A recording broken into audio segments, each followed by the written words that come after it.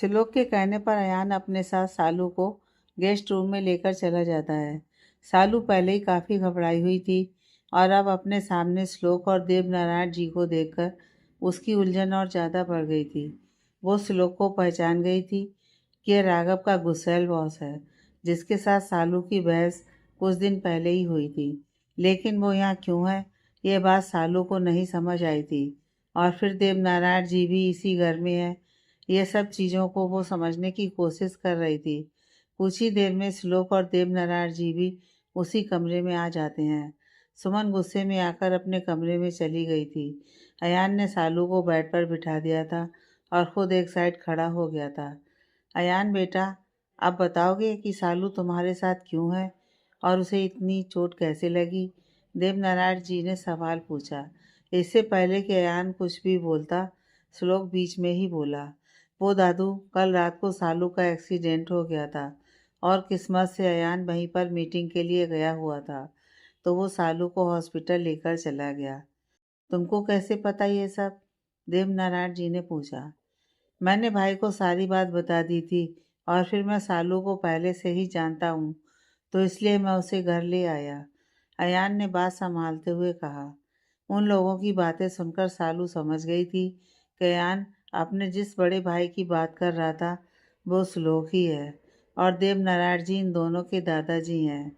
लेकिन श्लोक उसका नाम कैसे जानता है और वो क्यों झूठ बोल रहा है कि सालू का एक्सीडेंट हुआ है? लेकिन वो कुछ बोली नहीं और चुपचाप बैठी रही। दादू, आपको अब रेस्ट करना चाहिए।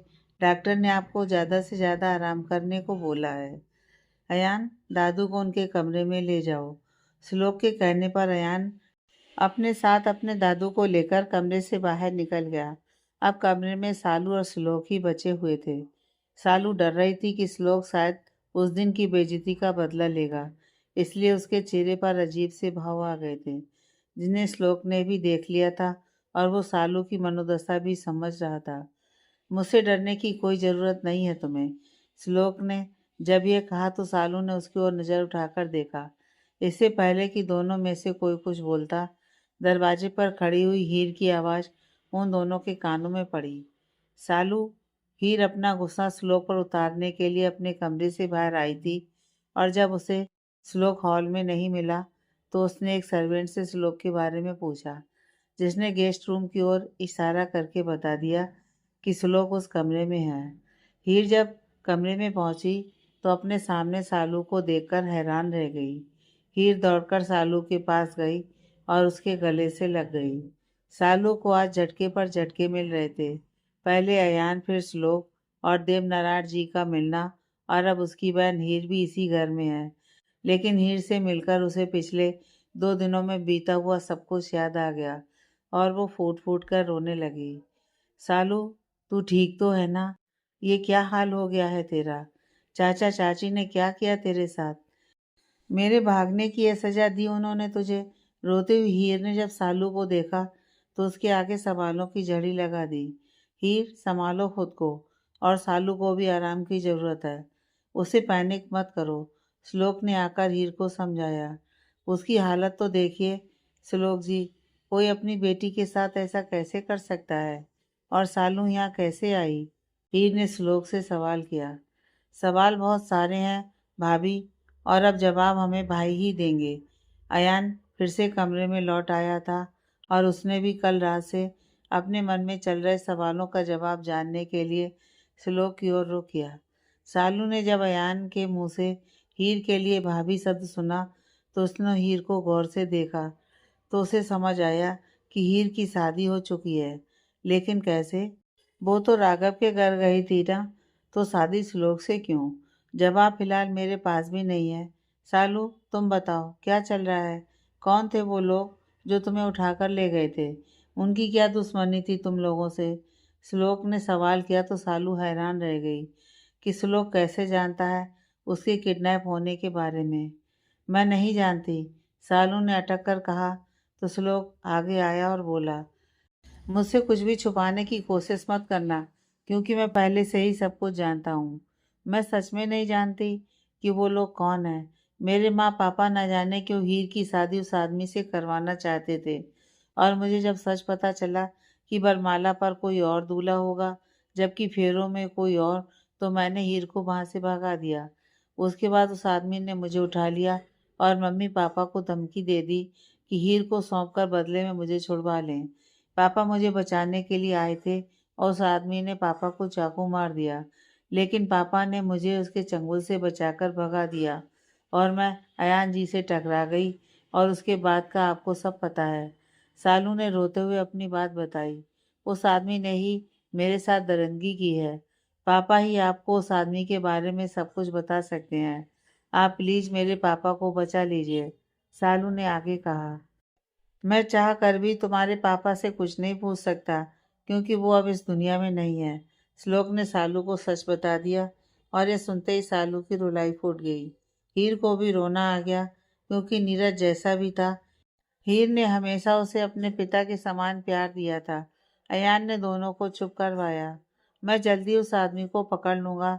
मुझे लगा था कि तुम्हें कुछ पता होगा इस बारे में, तो मेरी कुछ हेल्प हो जाती, लेकिन अब मुझे अपने लेवल पर ही कुछ करना पड़ेगा, श्लोक ने आगे कहा। भाई, मुझे अभी भी कुछ समझ नहीं आ रहा है। ये दो दूल्हे, सालू की किडनैपिंग और ये मर्डर, चल क्या रहा है? और भाभी अपनी शादी से भाग कर आई थी, लेकिन आपने तो बताया था कि आप दोनों एक दूसरे से प्यार करते हो। अयान के लिए अभी भी पूरी पिक्चर क्लियर नहीं हुई थी। अयान को समझ नहीं पाया था अब तक, तो श्लोक ने उसे सच्चाई बताने का फैसला किया और बताने लगा। मैं और हीर एक दूसरे को नहीं जानते थे।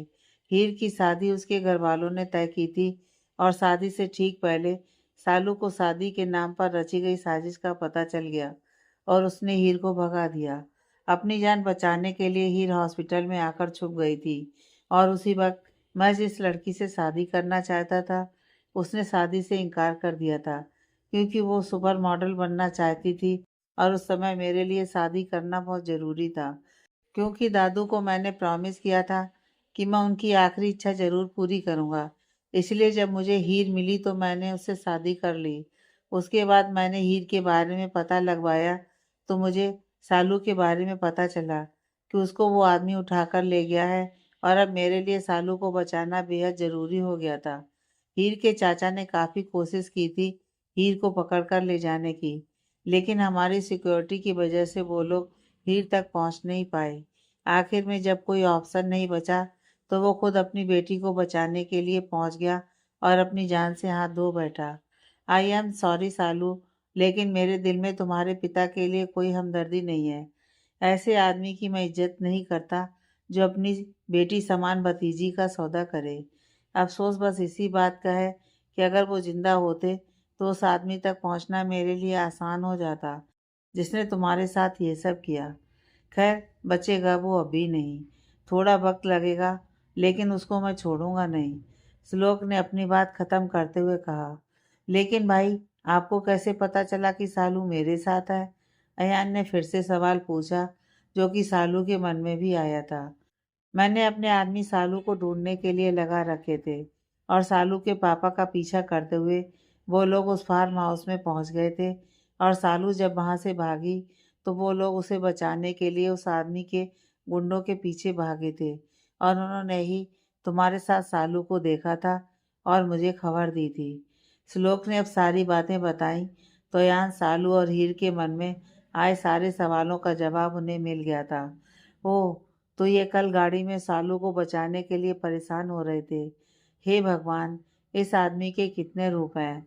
मैं जब भी इससे नफरत करने लगती हूँ उसी वक्त इसका कोई ऐसा चेहरा सामने आ जाता है कि मेरे दिल में इसकी इज्जत और बढ़ जाती है और जब इसके आगे कुछ अच्छा फील करने लगती हूँ तो इसका कोई बुरा रूप सामने आ जाता है। करूँ तो क्या करूँ? हीर ने मन ही मन भगवान से अपनी शंका जताई। मैं राघव को कॉल करके यहीं बुला लेता हूँ। आई थिंक उसे अभी तक तुम्हारे साथ हुई इस घटना के बारे में कुछ पता नहीं है क्योंकि वो कल ही इंडिया लौटा है। उसे भी पता होना चाहिए कि उसकी गर्लफ्रेंड किस तकलीफ में है। तुम्हें भी तो उसकी ज़रूरत है।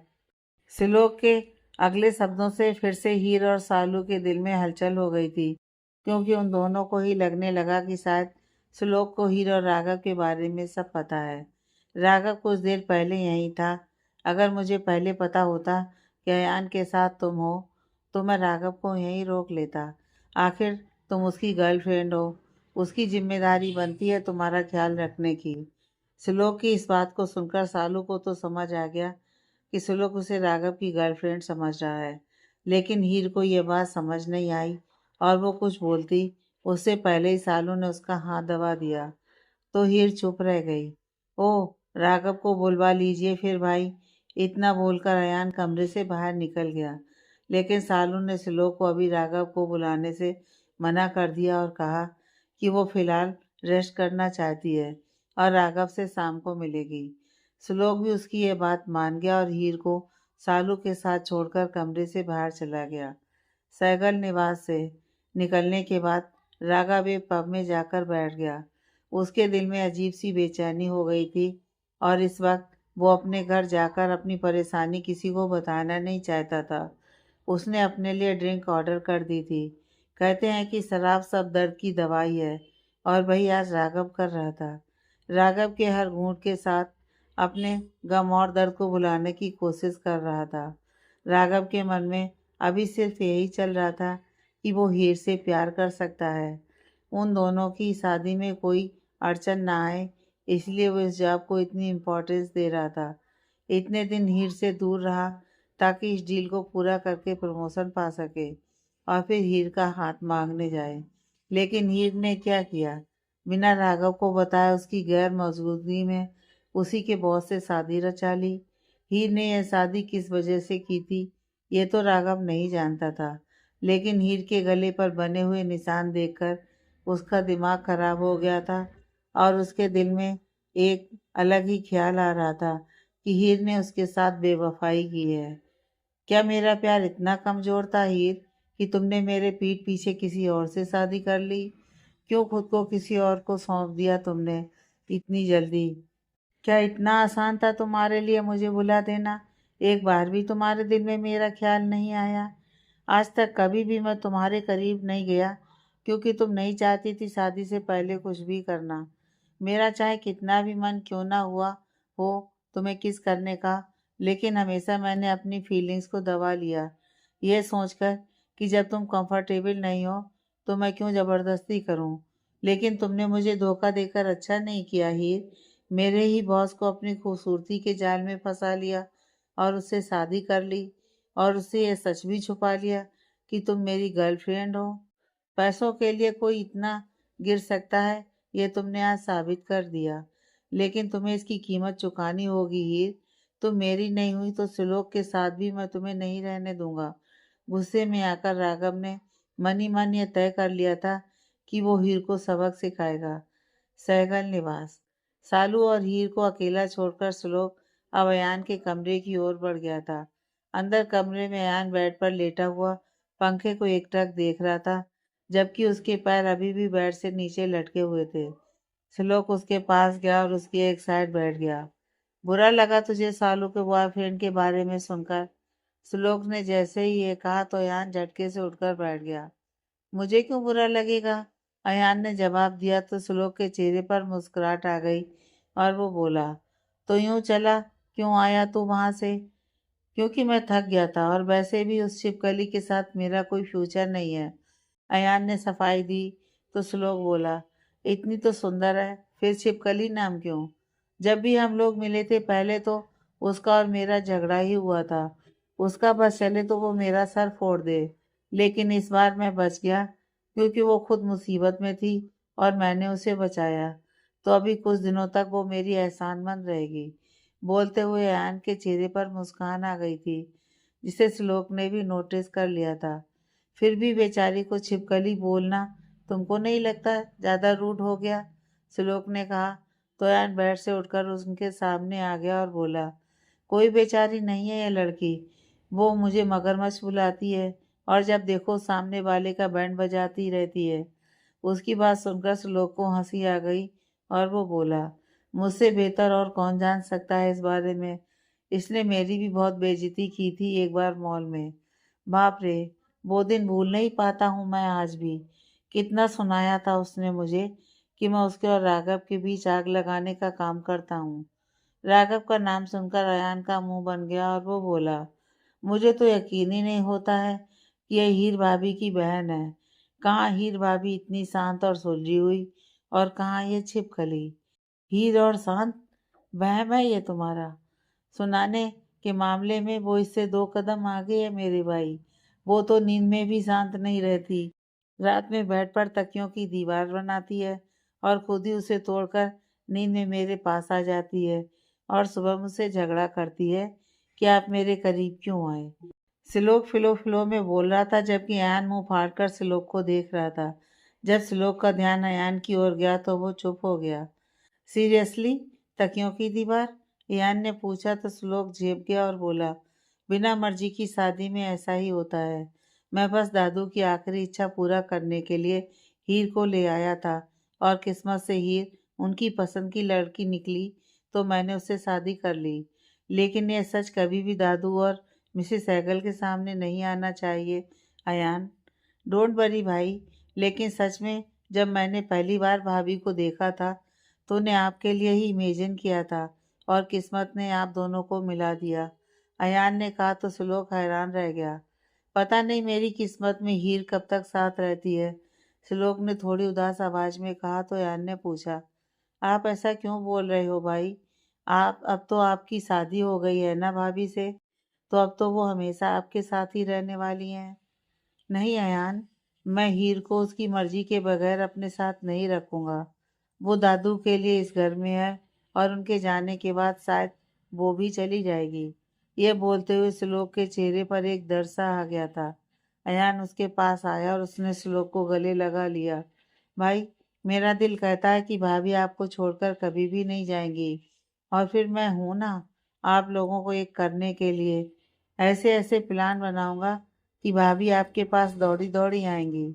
अयान ने श्लोक को हिम्मत देने के लिए जैसे ही यह कहा तो श्लोक को वो होटल का रूम सजाने वाली बात याद आ गई और उसने अयान के सर पर एक चपत लगाते हुए कहा, तुम मेरे मामले में दूर ही रहना।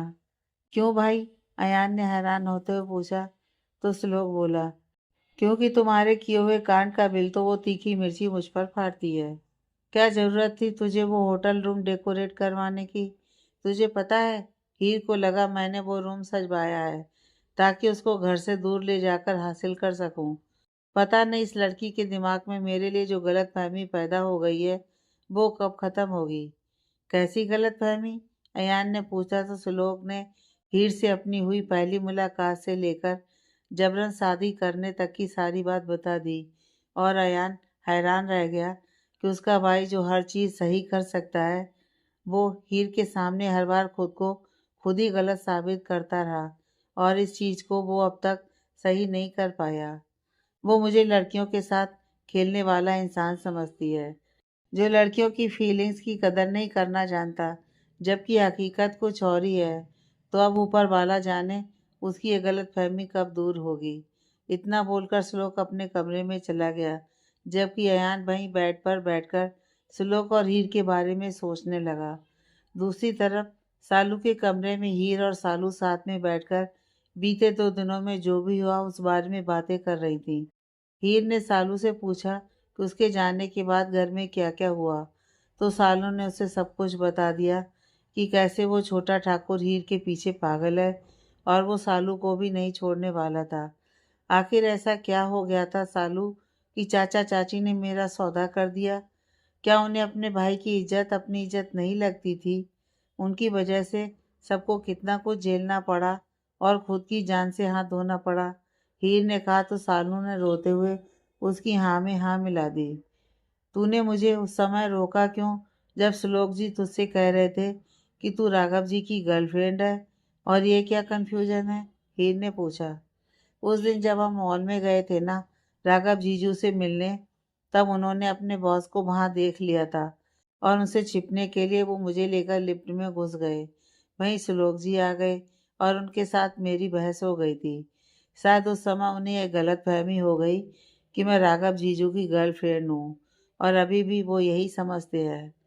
तुझे मैंने इसलिए रोक दिया क्योंकि मुझे पहले तेरी शादी का सच जानना था और अगर अभी हम बताते कि मैं नहीं बल्कि तू राघव जीजू की गर्लफ्रेंड है तो क्या पता श्लोक जी उन्हें जॉब से निकाल देते। क्योंकि तू ही बोलती थी कि राघव जीजू का बॉस जल्लाद है। यार, मैं नहीं समझ पा रही हूँ कि मेरे साथ क्या हो रहा है। हीर ने दुखी स्वर में कहा तो सालू बोली, तू तो राघव जीजू के घर गई थी ना उस रात, तो फिर हॉस्पिटल कैसे पहुंच गई तू? और ये शादी, वो भी एक अनजान आदमी से? हीर ने फिर सालू को बताना शुरू किया कि कैसे राघव की माँ ने उसकी बेइज्जती करके उसे अपने घर से निकाल दिया, और गुंडों से बचने के लिए कैसे वो भागकर हॉस्पिटल में छुपी, और श्लोक का उससे मिलना, फिर झगड़ा, और गुस्से में आकर श्लोक का शादी करने का फैसला, और हीर की मजबूरी, क्योंकि श्लोक ने उसे फिर से घर भेजने की बात बोल दी थी। सारी बात सुनने के बाद सालू बोली, तो इसका मतलब श्लोक जी ने तुझसे जबरदस्ती शादी की है? कहीं उसने तेरे साथ कुछ और? सालू की बात को बीच में काटकर हीर जल्दी से बोली, नहीं नहीं सालू, श्लोक जी ने अभी तक मेरे साथ कोई ज़बरदस्ती नहीं की सिवाय शादी करने के। वो भी उनकी मजबूरी थी, क्योंकि उनके दादू के पास वक्त बहुत कम है, और उनकी आखिरी इच्छा श्लोक जी की शादी देखने की थी। ये जिस लड़की से शादी करना चाहते थे वो इन्हें आखिरी मौके पर धोखा दे गई, तो ये भी क्या करते? हीर, तो फिर प्रॉब्लम क्या है? सालू ने पूछा। मैं राघव जी को बुला नहीं पाई हूँ, और इतनी जल्दी श्लोक जी को अपना भी नहीं पाऊंगी। दूसरी बात, मुझे आज ही पता चला कि राघव जी का वो खड़ूस अड़ियल बॉस ही मेरा पति है, तो मुझे उन पर गुस्सा आ रहा था। लेकिन जब मैं उनसे इस बात के लिए झगड़ा करने आई, तो तू यहाँ मिल गई, जो कि श्लोक जी की वजह से ही पॉसिबल हुआ है। कुल मिलाकर उन्होंने मुझसे जबरन शादी की, जिससे मैं राघव जी की नज़रों में गलत बन गई हूँ। लेकिन सोच, अगर उस रात मुझे श्लोक जी ना मिलते और ये शादी ना होती, तो वो आदमी मुझे भी ढूंढकर अपने साथ ले गया होता, और फिर ना जाने मेरे साथ क्या क्या हो सकता था। जबकि श्लोक जी ने बिना मेरी मर्जी मुझे हाथ भी नहीं लगाया।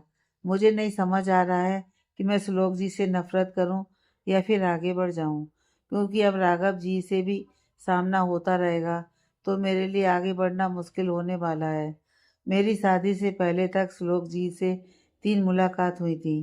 पहली बार वो किसी लड़की को लिफ्ट में किस कर रहे थे, दूसरी बार उन्होंने मुझे जबरन किस किया, और तीसरी मुलाकात में मुझसे ज़बरदस्ती शादी की।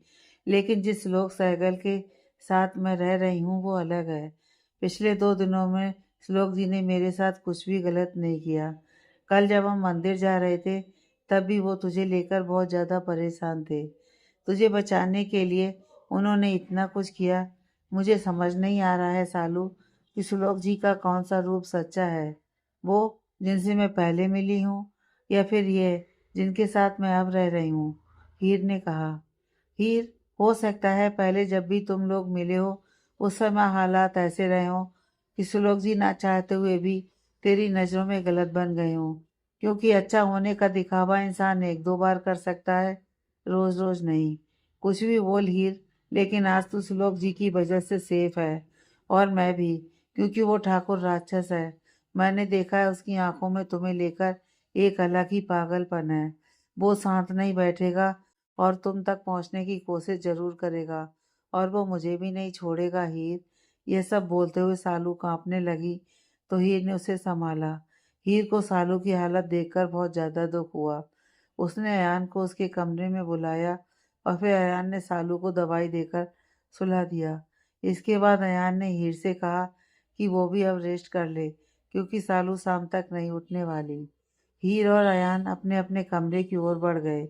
इधर श्लोक कुछ उदास सा हो गया था, यह सोचकर कि कभी न कभी हीर भी उसे छोड़कर चली जाएगी, और वो फिर से अकेला हो जाएगा। जिंदगी में पहली बार उसे भी जिंदगी जीने में मज़ा आ रहा था। भले ही उसके और हीर के बीच नोक-झोंक चलती रहती थी, लेकिन एक रौनक सी आ गई थी उसकी बेरंग जिंदगी में। और फिर हीर के करीब होने का एहसास श्लोक के सीने में धड़कनों के शोर को बढ़ा दिया करता था। सब कुछ कितना अच्छा है, काश कि ये सब हमेशा के लिए ऐसा ही रहे। तुम हमेशा के लिए मेरी बन जाओ। काश जिस प्यार की चाहत मुझे हमेशा से रही है, तुम बिल्कुल वैसी ही हो हीर। मेरे बिना कहे तुम कान में समझ गई थी कि मुझे तुम्हारे साथ की ज़रूरत है, और तुमने मेरा हाथ थाम लिया था।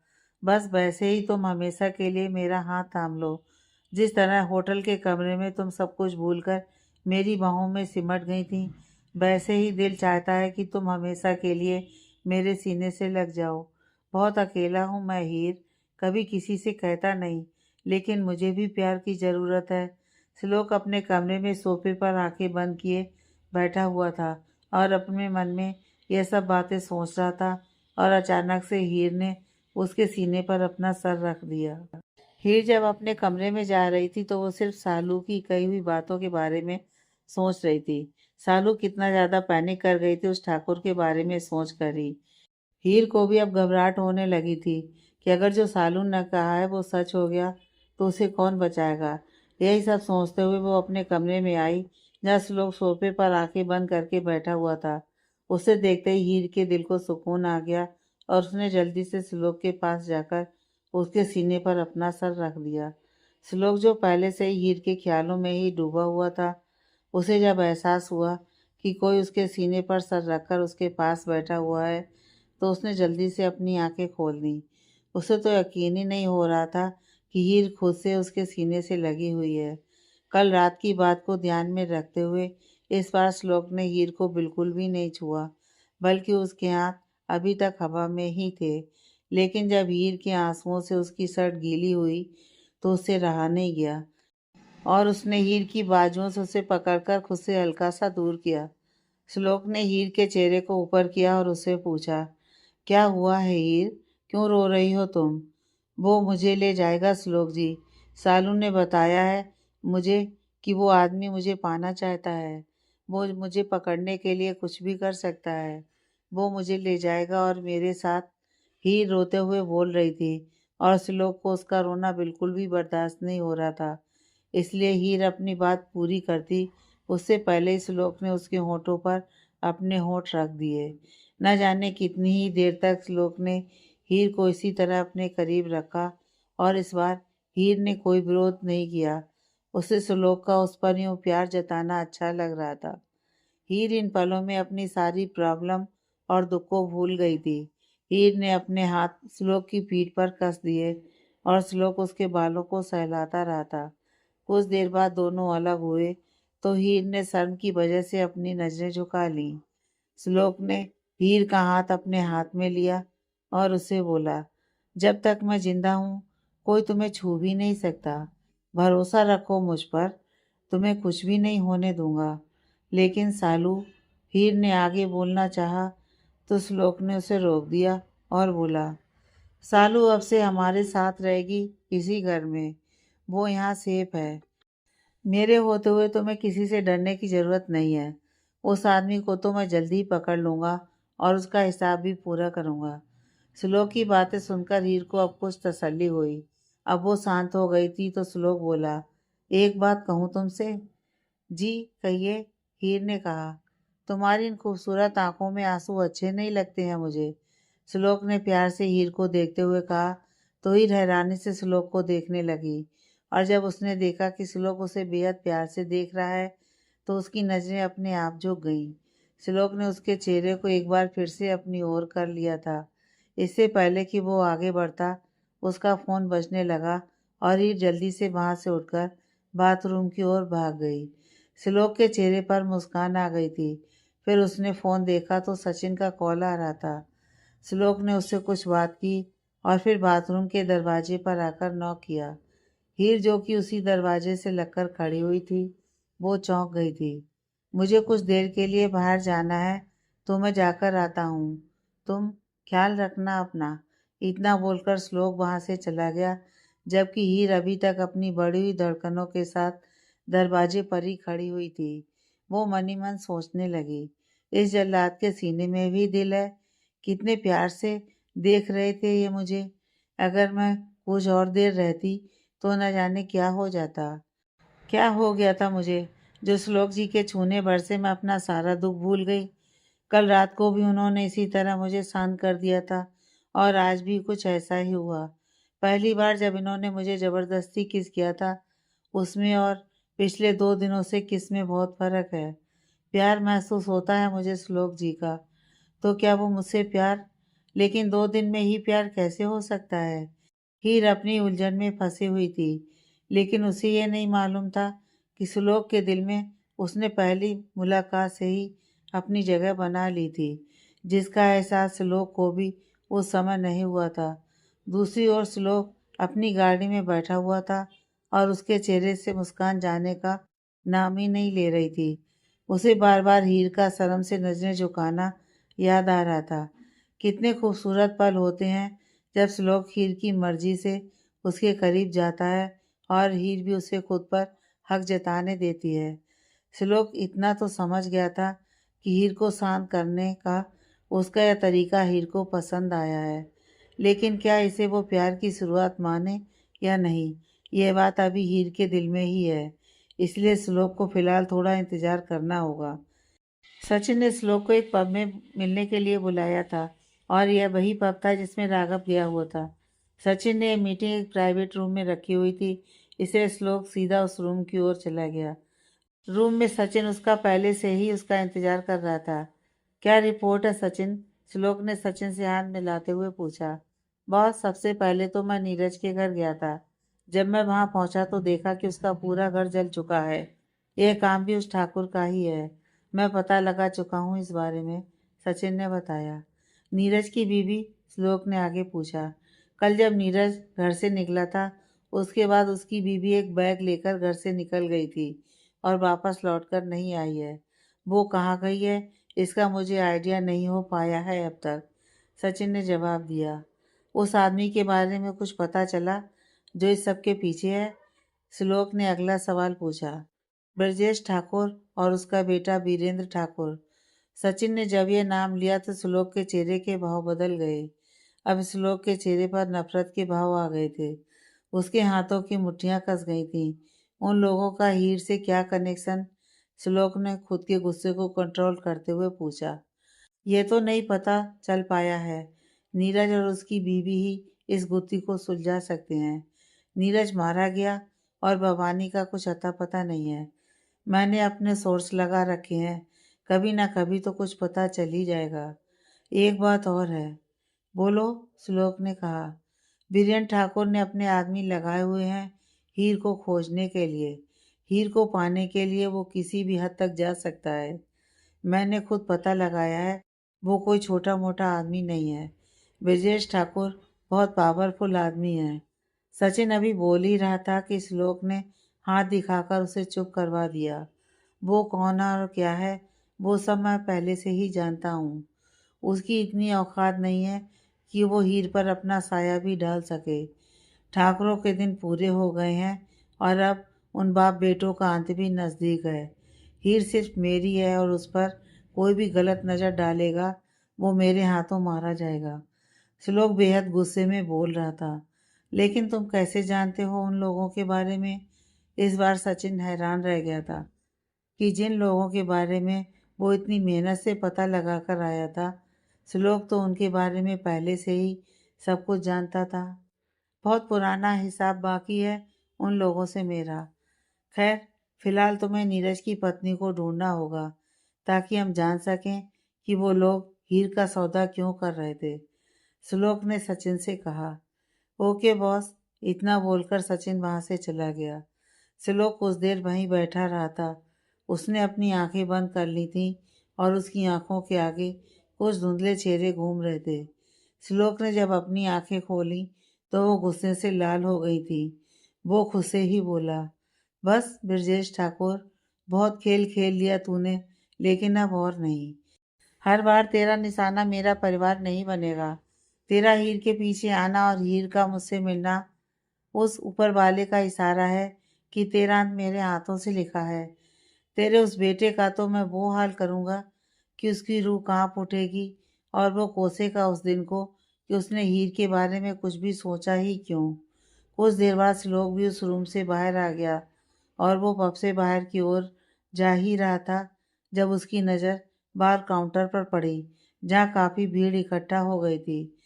उत्सुकतावश श्लोक के कदम भी उस ओर उठ गए और जब श्लोक वहां पहुंचा तो देखा पब वाले राघव को घसीटकर बाहर निकालने की कोशिश कर रहे हैं। श्लोक ने जब राघव की ऐसी हालत देखी तो वो जल्दी से आगे आया और राघव को संभाला। श्लोक को देखकर पब का मैनेजर और बाकी स्टाफ सकते में आ गया। वो लोग जल्दी से श्लोक की तरफ आगे आए और राघव को उठाने में उसकी मदद करने लगे। दो लड़कों ने राघव को दोनों तरफ से पकड़कर खड़ा किया। यह क्या तरीका है अपने कस्टमर के साथ बिहेव करने का? श्लोक ने गुस्से से कहा। सर, वो ये सर पिछले 2 घंटे से लगातार पिए जा रहे हैं और जब हमारे आदमी ने और दारू देने से मना कर दिया तो ये झगड़ा करने लगे और बिल देने से भी इनकार कर दिया। इसलिए मैनेजर ने दबी हुई सी आवाज़ में कहा, इसका बिल सहगल डायमंड के ऑफिस में भिजवा देना। कल तक क्लियर हो जाएगा तुम्हारा पेमेंट। इतना कहकर श्लोक अब राघव की ओर बढ़ा। उसे समझ नहीं आ रहा था कि कुछ देर पहले तो राघव उसके घर से ये कहकर निकला था कि वो घर जा रहा है क्योंकि उसके पापा का एक्सीडेंट हुआ है और उन्हें राघव की ज़रूरत है। तो फिर यह सब क्या है? वो राघव को अपने कंधे का सहारा देकर बाहर की ओर ले जाने लगा तो राघव अर्धबेहोशी की हालत में ही बड़बड़ाने लगा, तुम मुझे चीट नहीं कर सकती। मुझ में क्या कमी है, क्या नहीं है मेरे पास?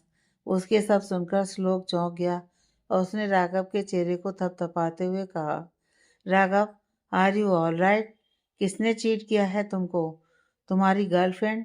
इससे ज़्यादा कुछ श्लोक बोल नहीं पाया क्योंकि राघव ने श्लोक के कॉलर को कसकर पकड़ लिया था, जो कि श्लोक के लिए भी चौंकाने वाली बात थी क्योंकि श्लोक के गिरेबान पर हाथ डालने का दम किसी में भी नहीं था।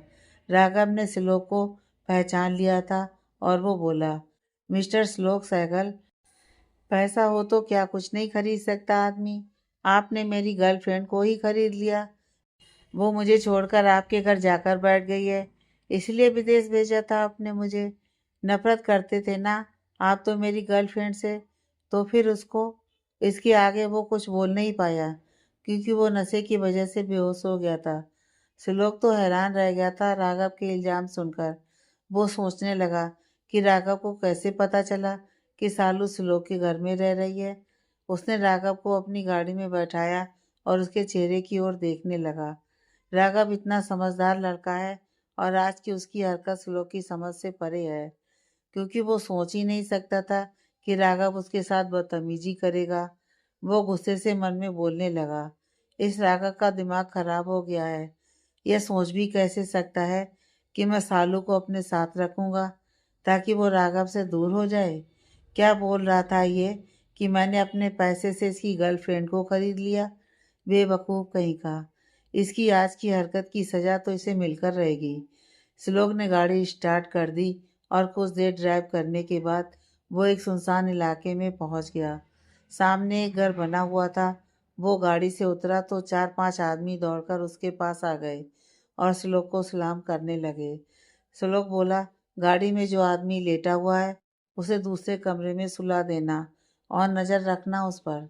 श्लोक इतना कहकर घर के अंदर चला गया और अंदर जाकर वो सामने बने हुए एक कमरे की ओर चला गया। उस कमरे के दरवाजे पर 2 आदमी खड़े हुए थे। उन्होंने श्लोक को झुककर नमस्ते किया तो श्लोक ने दरवाज़ा खोलने का इशारा किया। एक आदमी ने कमरा खोल दिया तो श्लोक अंदर चला गया और उसके पीछे वो दोनों आदमी भी आ गए। सामने एक कुर्सी पर बंसल, जिसने होटल में हीर और श्लोक पर हमला करवाया था, को बांध कर रखा था। उसके पूरे शरीर पर जगह जगह चोट और मारपीट के निशान थे। श्लोक राजा की तरह जाकर उसके सामने एक कुर्सी पर बैठ गया था। उसने अपने आदमियों से पूछा, मेहमान नवाजी में कोई कमी तो नहीं रखी ना बंसल साहब की? उसके जवाब देने से पहले बंसल बोलने के लिए छटपटाने लगा क्योंकि उसका मुंह बांध कर रखा हुआ था। श्लोक ने इशारा किया तो उसके आदमी ने बंसल के मुंह की पट्टी हटा दी तो वो बोला, सैगल, तू ये ठीक नहीं कर रहा। मुझे यूं कैद में रखकर तू मेरे भाई के गुस्से को भड़काने का काम कर रहा है। तेरी उस लैला को मेरा भाई नोच। उसकी बाकी बात उसके मुंह से निकल ही नहीं पाई क्योंकि श्लोक ने एक तगड़ा पंच उसके मुंह पर जड़ दिया था। श्लोक ने उसके बालों को कसकर पकड़ लिया और मुंह ऊंचा करके बोला, एक बार पहले भी बोला था कि अपनी गंदी जुबान से मेरी हीर के बारे में कुछ मत बोलना, और इतनी खातिरदारी करने के बाद भी तुझे समझ नहीं आया शायद। इसके बाद श्लोक ने उसके हाथ पैर खोल दिए और बोला, आज से तू आज़ाद है। भाग जितनी जल्दी हो सके, इससे पहले कि मेरा मूड बदल जाए। दर्द से बिलखते हुए बंसल उठने लगा और दरवाजे की तरफ भागने लगा। उसके निकलने के बाद श्लोक ने किसी को फ़ोन मिलाया और बोला, वो निकल गया है यहाँ से, तुम जानते हो तुम्हें क्या करना है। बंसल श्लोक के कब्जे से छूटकर अपनी पूरी ताकत से दौड़ रहा था। वो नहीं जानता था कि ये कौन सा रास्ता है या उसे किस जगह लाया गया था, लेकिन वो श्लोक की पहुंच से दूर जाना चाहता था। दौड़ते हुए वो सड़क पर आ गया था, जो कि कोई हाईवे लग रहा था। बंसल अपने भाई के पास जाना चाहता था और उसने मन में सोच लिया था कि वो इस बार अपने भाई के साथ मिलकर श्लोक को ख़त्म कर देगा। लेकिन उसके मन की बात मन में ही रह गई, क्योंकि उसी समय एक तेज स्पीड से आता हुआ ट्रक उसे कुचलकर चला गया था। ट्रक ने इतनी बुरी तरह से उसे कुचला था कि बंसल का चेहरा तक पहचान में नहीं आ रहा था। कुछ ही देर बाद श्लोक के फ़ोन पर कॉल आया और काम हो गया, बोला गया। श्लोक के चेहरे पर कोई भाव नहीं थे। कुछ देर बाद श्लोक वहाँ से जाने के लिए उठ गया तो उसके एक आदमी ने उससे पूछा, सर वो आदमी जिसे आप लेकर आए थे उसका क्या करना है। उसे आज रात यहीं रखना है, उसे पता न चलने पाए कि यह मेरा सीक्रेट प्लेस है। मैं कल सुबह उससे आकर मिलूंगा। इतना कहकर श्लोक वहाँ से चला गया। सैगल निवास, रात का समय। हीर ने आज सबके लिए खाना बनाया था। सुमन अभी तक अयान से नाराज थी, क्योंकि उसने सुमन से अभी तक कोई बात नहीं की थी और ना ही सालू को वो घर क्यों लाया इस बारे में उसने सुमन को कुछ बताया था। इसलिए वो अपने कमरे में ही थी। सालू दवाई के असर से अभी तक सो रही थी। अयान अभी ऑफिस गया हुआ था, क्योंकि श्लोक की जगह फिलहाल वो कुछ प्रोजेक्ट देख रहा था। देवनारायण जी भी हॉल में आकर बैठ गए थे और श्लोक का इंतजार कर रहे थे, क्योंकि वो दोपहर के बाद घर नहीं लौटा था। इंतजार तो वैसे हीर भी कर रही थी श्लोक का, क्योंकि पिछले 2 दिनों में उसे हर पल श्लोक के साथ रहने की आदत पड़ गई थी। लेकिन आज वो दोपहर से गायब था और अब हीर को उसकी चिंता होने लगी थी। हीर के पास तो फोन भी नहीं था कि वो श्लोक से पूछ सके कि वो आखिर है कहाँ। हीर तो श्लोक के ख्यालों में ही खोई हुई थी, जब अचानक से बाहर गाड़ी की आवाज़ आई। वो बिना सोचे समझे रसोई से बाहर हॉल की तरफ भागी, लेकिन सामने से आन को आता देखकर उसका खुशी से खिला हुआ चेहरा मुरझा गया। उसने तो ये तक नहीं देखा कि हॉल में दादू भी बैठे हुए हैं और उसकी इस हरकत को उन्होंने भी देख लिया है। देवनारायण जी ने भी उसकी इस उदासी और श्लोक के लिए बेचैनी को देख लिया था। इसलिए वो बोले, श्लोक अक्सर रात में देर से घर आता है, इसलिए चिंता मत करो बेटा, मैं उससे बात करूंगा कि अब वो अपनी ये आदत बदल ले। लेकिन फिर भी तुम्हें भी उसके काम को समझते हुए थोड़ा सा सब्र करना ही होगा। जी दादू, हीर ने संक्षिप्त सा उत्तर दिया, क्योंकि वो अपनी हरकत के लिए शर्मिंदा थी और जल्दी से रसोई की ओर भाग गई थी। अयान भी अपने दादू से मिलकर अपने कमरे में फ्रेश होने के लिए चला गया था। कुछ ही देर बाद श्लोक भी आ गया था, लेकिन इस बार हीर रसोई से बाहर नहीं आई, क्योंकि उसे अब शर्म आ रही थी। हालांकि उसका बहुत ज़्यादा मन था श्लोक को देखने का, फिर भी उसने खुद को कंट्रोल किया और खाना बनाती रही। श्लोक का भी दिल कर रहा था कि वो जल्दी से कमरे में जाए और अपने सुकून यानी कि हीर को देख सके, लेकिन दादू से मिले बिना कमरे में जाना सही नहीं होता। इसलिए वो हॉल में उनके पास बैठ गया। तुमको बार बार बताने की ज़रूरत तो नहीं है, लेकिन फिर भी यही कहूँगा कि अब से घर जल्दी आने की आदत डाल लो, दादू ने कहा तो श्लोक ने उनकी तरफ सवालिया निगाहें टिका दी। तो वो आगे बोले, कोई है जिसे तुम्हारी फिक्र मुझसे भी ज़्यादा होने लगी है। बेचैनी में वो हॉल में दौड़ रही थी। हर आहट पर उसे लग रहा था कि तुम आ गए हो, इसलिए अब से उसके लिए अपने रूटीन को चेंज करो। श्लोक ने अपने बालों में हाथ फिराया और गर्दन झुकाकर मुस्कुराने लगा। उसे बहुत अच्छा लगा था ये सुनकर कि हीर उसके लिए बेचैन हो रही थी।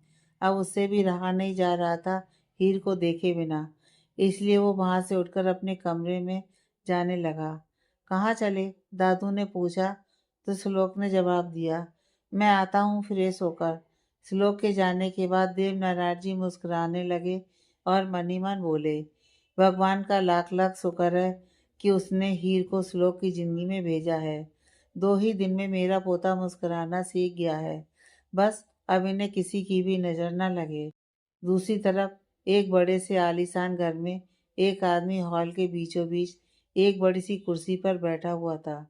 कुछ ही देर में उसके सामने कुछ पुलिस वाले और उसके खुद के कुछ आदमी आए।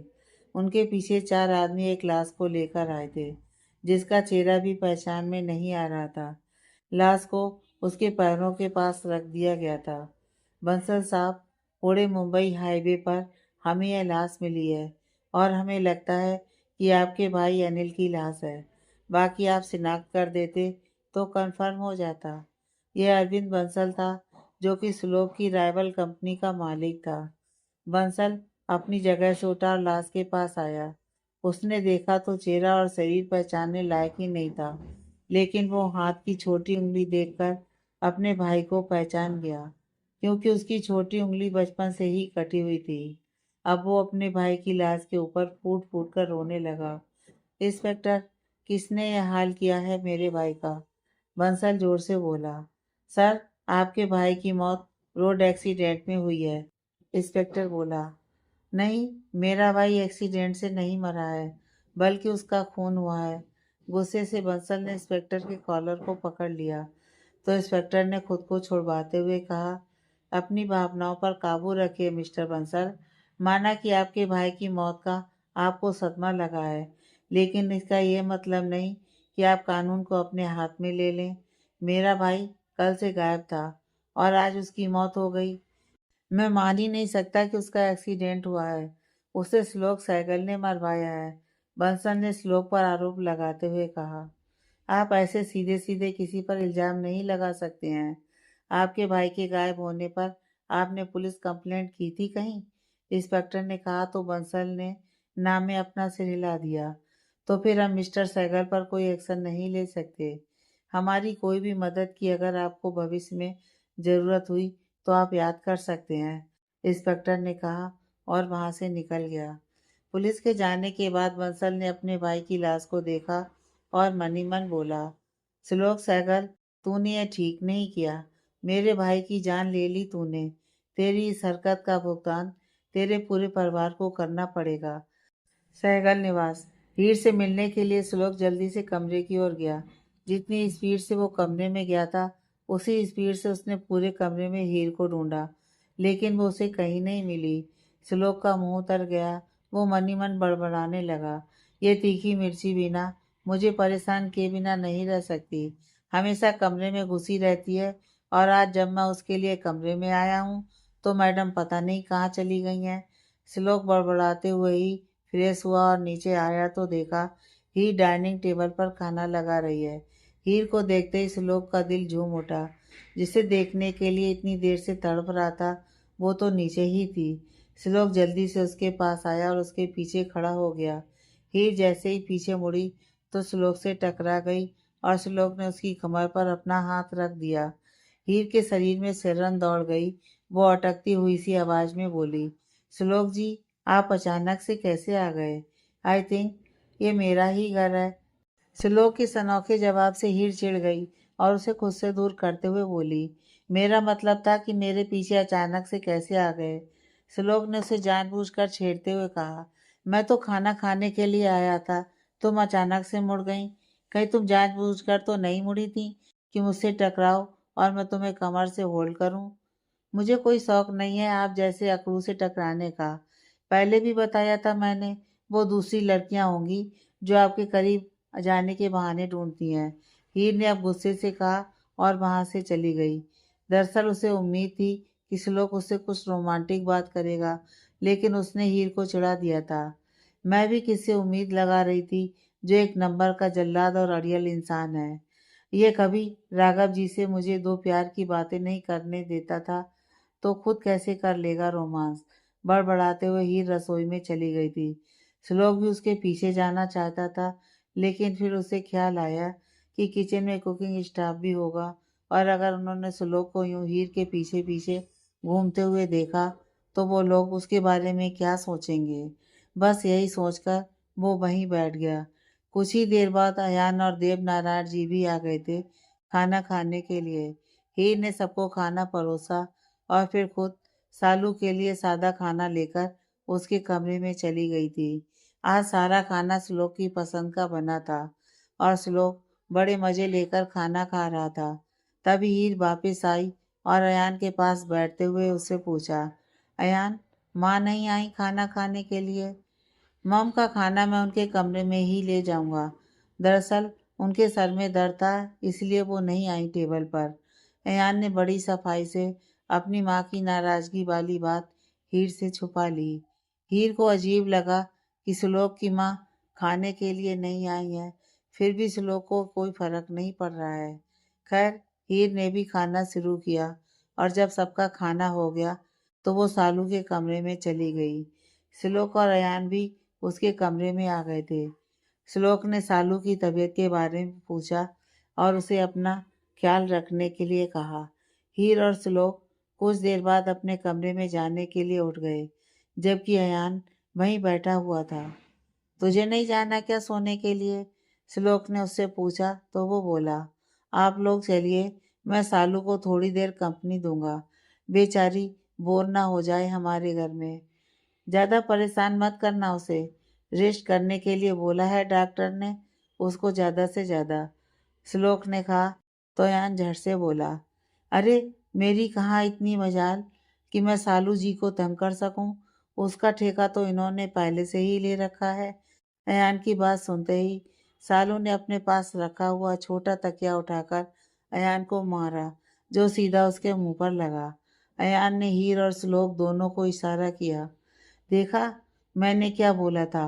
अयान और सालू की नोकझोंक फिर से शुरू हो गई थी, जो कि अयान ने सालू का मूड बदलने के लिए जानबूझकर की थी। हीर और श्लोक अब वहां से निकलकर अपने रूम में चले गए। हीर जब बेड पर सोने के लिए आई तो आज उसने अपने और श्लोक के बीच में तकिया नहीं लगाए। यह देखकर श्लोक को हैरानी हुई तो उसने पूछ ही लिया, आज तकियों की दीवार नहीं बनानी है तुम्हें? हीर ने अपनी गर्दन नामे हिला दी तो श्लोक ने पूछा, क्यों? क्योंकि भरोसा है मुझे आप पर कि आप मेरे साथ कुछ नहीं करेंगे। उसकी यह बात सुनते ही श्लोक ने उसे झट से अपने करीब खींचकर लिटा दिया और खुद उसके ऊपर आ गया और बेहद प्यार से बोला, और अगर रात में मेरा मन बदल गया तो? तुम्हारी खूबसूरती और करीबी से मेरा ईमान डोल गया तो? श्लोक को क्या जवाब देगी हीर? बंसल नाम का तूफान क्या परेशानियां लाएगा श्लोक की जिंदगी में? जानने के लिए पढ़ते रहें नेक्स्ट पार्ट।